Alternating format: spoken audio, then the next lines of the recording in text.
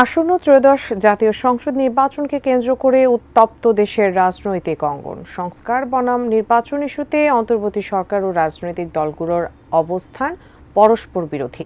সম্ভাব্য সময় জানা গেলেও এখনও নির্দিষ্ট তারিখ ঘোষণা করেনি সরকার। তবে এবার নির্বাচনের সর্বোচ্চ সময়সীমা জানিয়েছেন প্রধান উপদেষ্টা প্রেস সচিব শফিকুল আলম। তাহলে কবে অনুষ্ঠিত হতে পারে নির্বাচন? বিস্তারিত জানাচ্ছেন আরিফ হাসান। 5 আগস্টে শেখ হাসিনার পতনের মধ্য দিয়ে দেশের রাজনীতিতে এসেছে ঐতিহাসিক পরিবর্তন।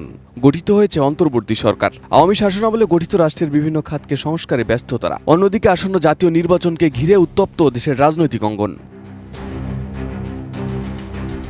আবার সংস্কার বনাম নির্বাচন ইস্যুতে সরকার এবং রাজনৈতিক দলগুলোর মতানৈক্য সৃষ্টি হয়েছে। কেউ বলছে দ্রুত নির্বাচন, আবার কেউ বলছে আগে প্রয়োজনীয় সংস্কার তারপরে নির্বাচন।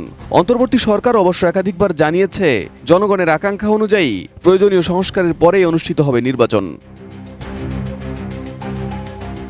এলো ভিশন মুশকিল আসান অফার। যে কোনো ব্র্যান্ডের পুরনো ফ্রিজ নিয়ে চলে আসুন ভিশন শোরুমে আর নিয়ে যান নতুন ভিশন ফ্রিজ 20% পর্যন্ত ছাড়। দেশের রাজনৈতিক পালাবদলের 6 মাস পেরিয়ে গেলেও আসন্ন ত্রয়োদশ জাতীয় নির্বাচনের চূড়ান্ত কোনো দিনক্ষণ জানানো হয়নি। যদিও এর আগে একাধিকবার নির্বাচনের সম্ভাব্য সময় জানিয়েছেন প্রধান উপদেষ্টা। চলতি বছরের ডিসেম্বর থেকে আগামী বছরের জুনের মধ্যে নির্বাচন অনুষ্ঠিত হওয়ার ইঙ্গিত দিয়েছিলেন তিনি। তবে এবার সর্বোচ্চ সময়সীমা সম্পর্কে জানালেন প্রধান উপদেষ্টার প্রেস সচিব শফিকুল আলম। সোমবার রাজধানীর ফরেন সার্ভিস একাডেমিতে আয়োজিত সংবাদ ব্রিফিংয়ে প্রেস সচিব জানান, আগামী নির্বাচন ডিসেম্বরের মধ্যে হবে, নতুবা সর্বোচ্চ মার্চের মধ্যে হবে। তো এখানে একটা প্র্যাকটিক্যাল একটা ইস্যু হচ্ছে যে আপনি জানেন যে এপ্রিল মাসের থেকেই কালবৈশাখী এবং ঝড় বৃষ্টির সময় শুরু হয়ে যায়। ফলে এপ্রিলের পরে যখন এপ্রিল পরে জুনে আবার মনসুন শুরু হয়ে যায়, তো ফলে ওই 3টা মাস আসলে ইলেকশনের জন্য অতটা উপযোগী না। তো সেই জন্য আমাদের ধারণা সেটা হচ্ছে যে ইলেকশন ইদার ডিসেম্বরের মধ্যে হবে, নতুবা ম্যাক্সিমাম মার্চের মধ্যে।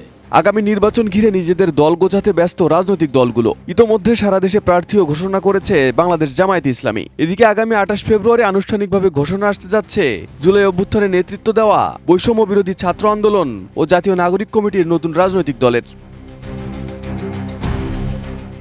Arif Hasan, ATN news.